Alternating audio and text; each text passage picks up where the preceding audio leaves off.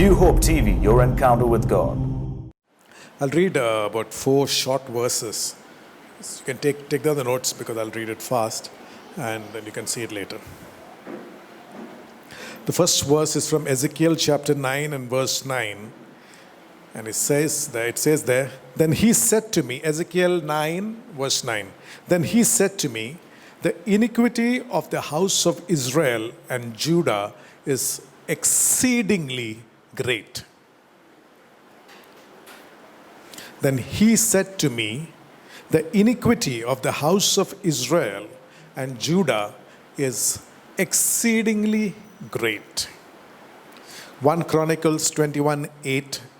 So David said to God, I have sinned greatly because I have done this thing. But now I pray, take away the iniquity of your servant, for I have done very foolishly. So David said to God, I have sinned greatly because I have done this thing, but now I pray, take away the iniquity of your servant, for I have done very foolishly.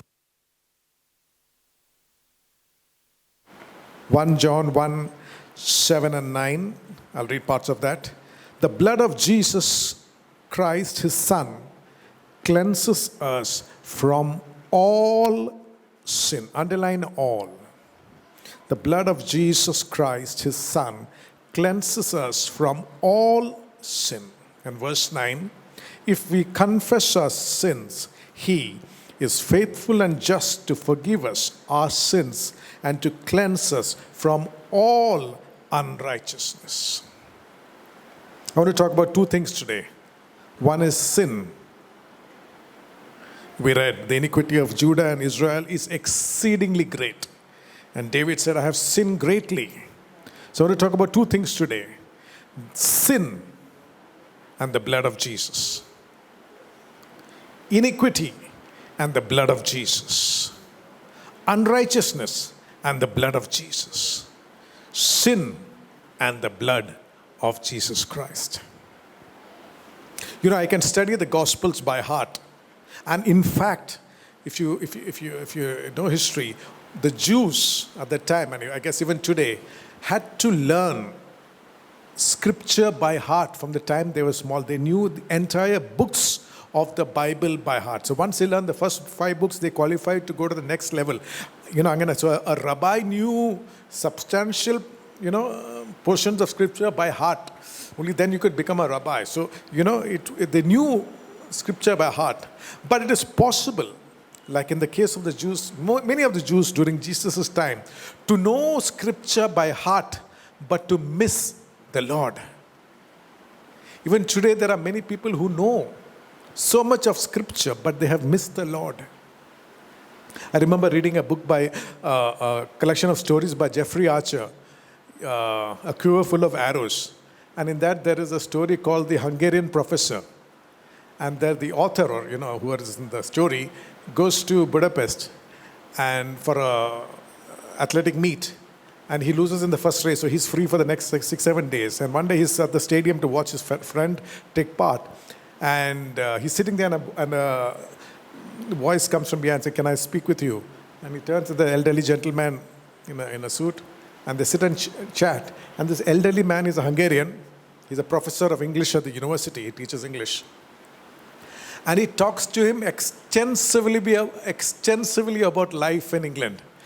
About Somerset and this place and that place and the libraries of Oxford, and it's amazing. So they have a very good conversation about the other places which are good and everything. And this professor invites this young man over for dinner the next day, and he meets, and even over dinner they're talking a lot of stuff about England, very passionately. And then it's only at the end of the story you realize that this man has never gone to England. He has never been to England. Whatever he has learned is from books and magazines. But he just loves, there are many people like that who can talk a great deal about this, but they have never experienced England. They have never experienced the Lord. They have never realized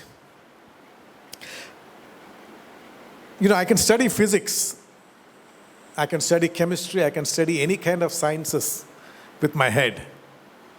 But the science of Jesus Christ I can study only with my heart.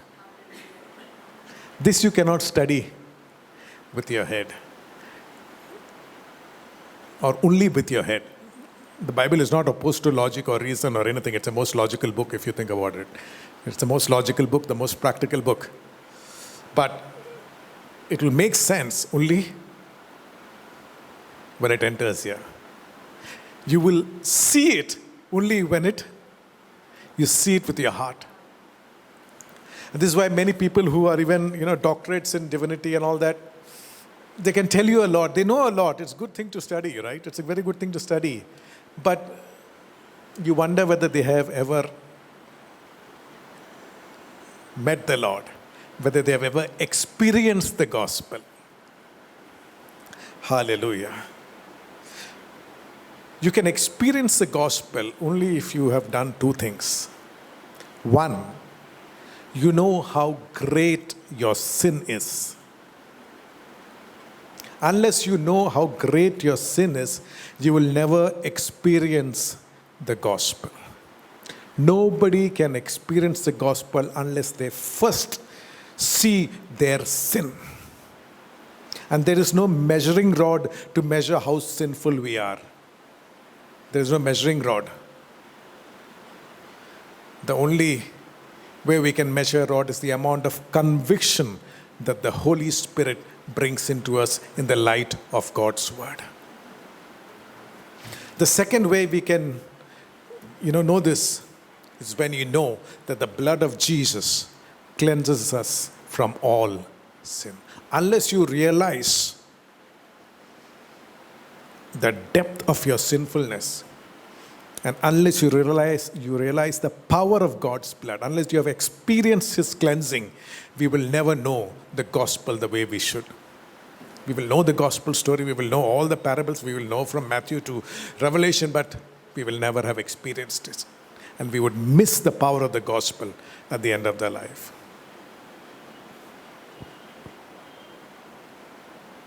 Some people think that the gospel is a light version of the Old Testament.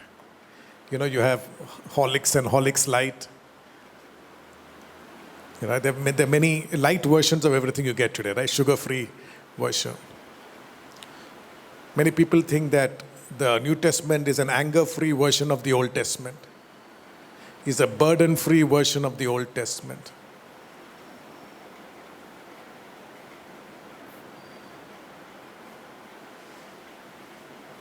But if you actually think about it, in the Old Testament, when the Lord spoke at Mount Sinai, there was shaking and there was thunder and there was, smoke and everything.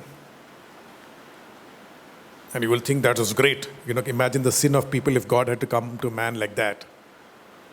At Calvary, there was no great smoke and, all that, lightning and all that. But if you see what was done to the man hanging on the cross, you will realize that the New Testament presents sin like the Old Testament has never done. We will see sin so vividly in the New Testament when we see what happened at Calvary.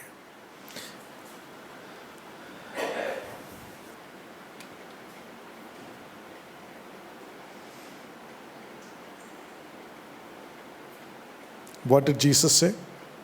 In Matthew 5:18, heaven and earth shall pass away. Till heaven and earth shall pass away, not one jot or tittle of the law, which is the Old Testament, shall fail. Jesus said the Old Testament shall not fail.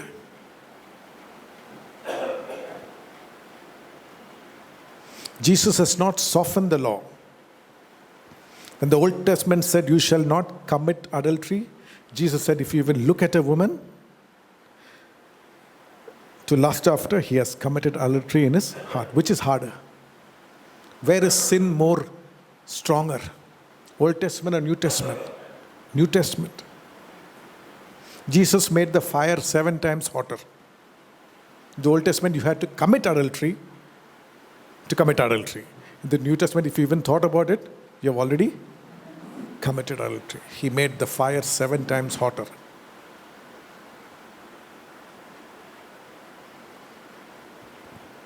It is true what they said about Jesus.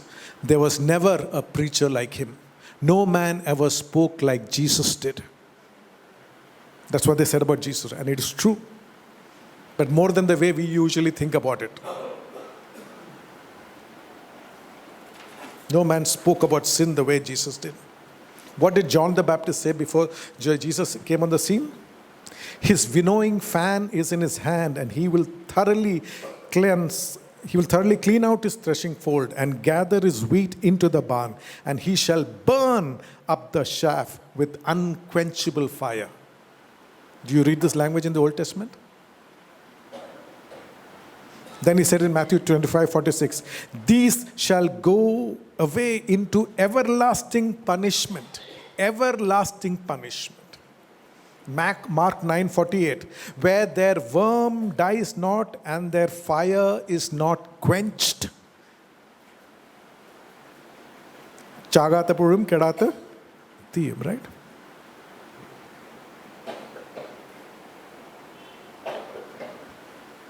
This is the standard of sin and the punishment for sin in the New Testament, in the Gospels. The Gospel is not gospel light. The New Testament is not Old Testament light. It is Old Testament strengthened 1,000,000 times.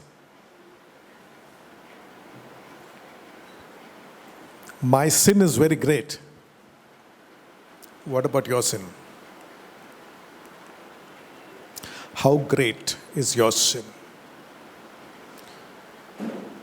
Have you felt like David at any time? I have sinned greatly. God said the sin of Judah and Israel is great. The iniquity of the house of Israel and Judah is exceedingly great. How do we fare before the word of God?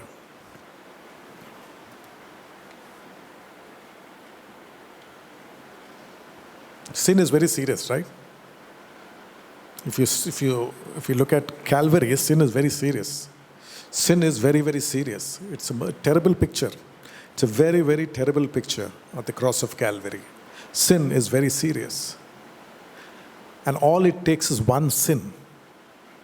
One sin is enough. Because it was one sin which caused all the problems for mankind, not 5 sins. Adam and Eve committed one sin and it created all the problems for mankind. Can you imagine the effect of one sin? That's on earth, imagine eternally.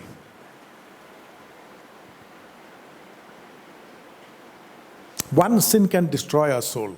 One sin. What does James 2 say? For whoever keeps the whole law but misses it in just one point, he is guilty of breaking it all. 1 point. Because of one sin, the gates of heaven can be shut for a man. Because there was one sin. And forever he is doomed to hell. Jesus presented heaven and hell more clearly than anybody, right? He spoke about how Lazarus, the rich man and Lazarus, and the rich man was suffering, He was in torment in Hades. That's what Luke 16 says. It says, then he cried and said, Father Abraham, have mercy on me and send Lazarus that he may dip the tip of his finger in water and cool my tongue, for I am tormented in this flame.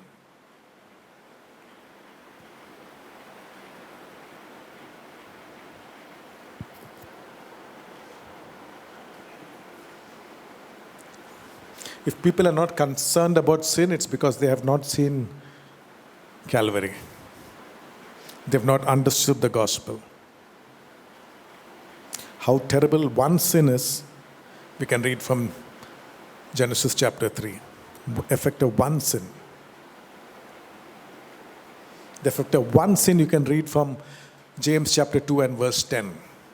He keeps the whole law, but breaks it in the map at one point, one slip. That's it. He's guilty of breaking it all. It's like a jar that breaks, You carried it the whole way. Somewhere you just touched something sharp and it cracked. Just one point.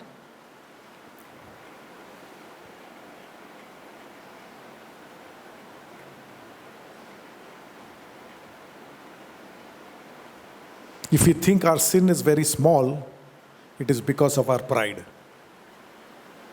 It's because of our pride we imagine that our sin is very small. But we realize that one sin is what can cut us off from heaven. We will take sin very seriously. One sin.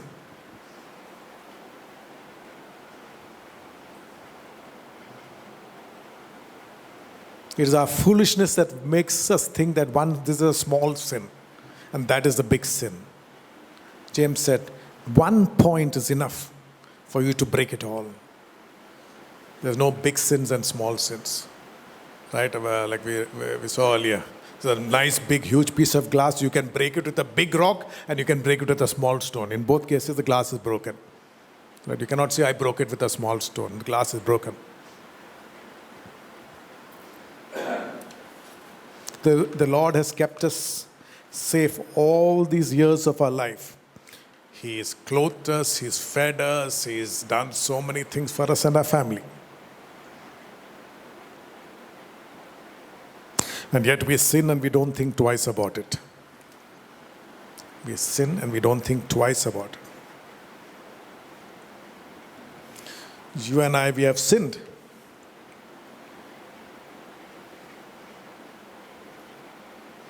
If all our secret sins were to be laid out before God, how black would it be? How big would it be? How vile would it be? How evil would it be?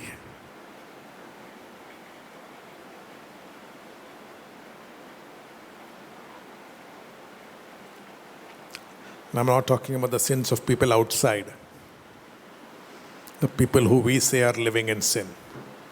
I'm talking of the sins of people like us who come to church.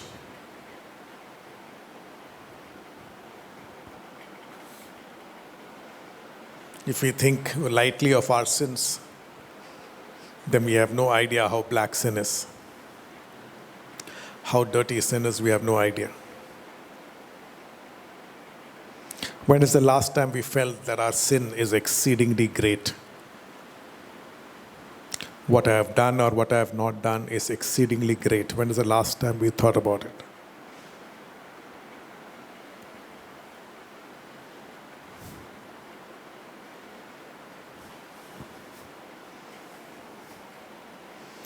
When the Spirit of truth, when He comes, He will convict the world of sin. If you have not been convicted of sin lately, where is the Holy Spirit?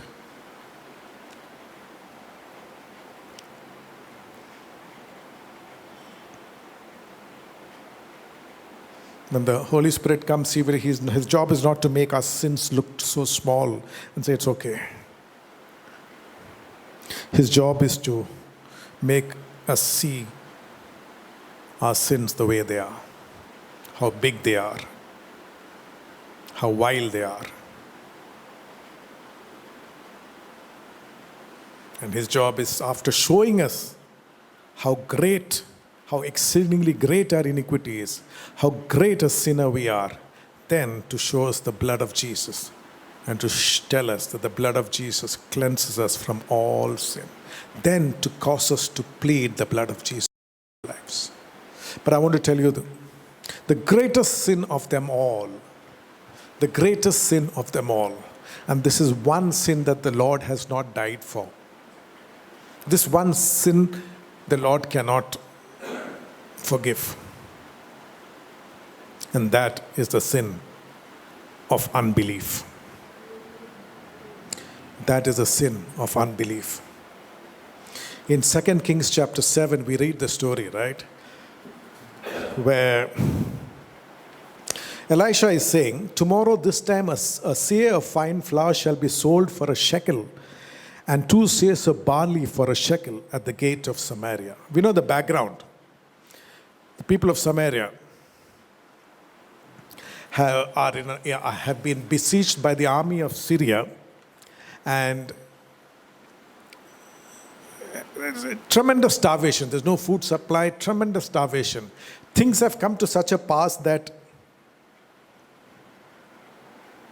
mothers are eating their children. Mothers are eating their children.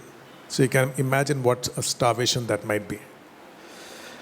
But the Lord had said this in Deuteronomy 28, verse 56 and 56 to 58. If you read there, it says there, a tender and delicate woman who would not step on the ground because she was so delicate. She's so delicate, such a refined woman. She didn't want to walk on the street because she's so gentle, so tender, so,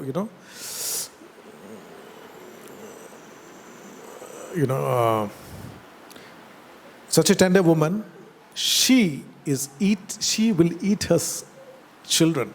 God had said this. Moses had prophesied this in Deuteronomy 28, if the people go away from the Lord. And that exactly happened in 2 Kings chapter 6. But if there is one man who's good in the eyes of the Lord, God will save that town. God will save the people. God will save that family because of one person. Elijah was there. And the king was very angry with the situation. He said, I'm going to go and kill Elisha. King Jehoram said, I'm going to go and kill. What the exact word was, God do so to me and more also if the head of Elijah, the son of Shaphat, remains on him today. God do to me and more also if the head of Elisha, the son of Shaphat, remains on him today. The king of Samaria is saying this. You know who is the king of Samaria? The son of Ahab and Jezebel. Almost the exact words that Jezebel spoke about Elijah tomorrow this time. Her son says the same words to Elijah. Almost the exact words. After Elijah killed the prophets of Baal, Jezebel gives almost the same threat. And years later, her son gives the same threat to Elisha. Elisha is sitting in his house. The king goes to Elijah. He sends a messenger before him. But the prophet of the Lord knows. He says, look, the messenger is coming. Don't open the door. Keep the door shut. The king is coming soon after him. When the king comes to him, Elijah gives the word. Tomorrow, this time, don't worry about, There'll be plenty of food. The Lord is merciful. Tomorrow, this time, there'll be food available for plenty at the gates of Samaria. I'm sure that the king rejoiced. Everybody who was the ordinary soldiers, they all rejoiced because they know who this man is. But one man, the man on whom the king was leaning on, he did not believe this. It's amazing that he did not believe. It's amazing that the king wanted to kill this man. You know who this man, Elijah, is? He's the man who helped him defeat the armies of Moab. If you read 2 Kings. He is the man whom the king knows, and this man whom he's leaning on knows was the man who raised up the Shunammite woman's son.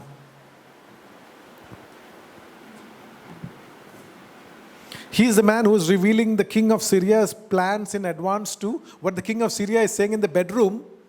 Elisha is telling this king, okay, he's planning this, don't go that way, go this way. He's scanning, you can...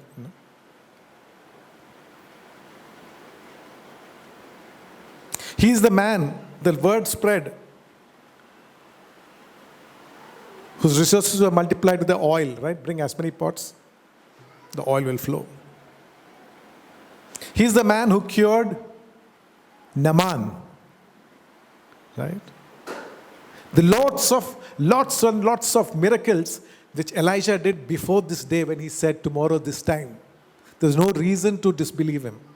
Elisha is not an unknown character, not some unknown entity. Elisha has done miracle after miracle after miracle after miracle before that day. And yet, this man said, what did he say? God, even if God opens the windows of heaven, will such a thing be possible? Basically, he said impossible. Impossible. I refuse to believe this. Elisha said, okay, you know, because you said this, you will see it, but you will not eat it. Seeing is believing, but believing is not, but seeing is not enjoying. Okay? He saw it, but he never enjoyed it.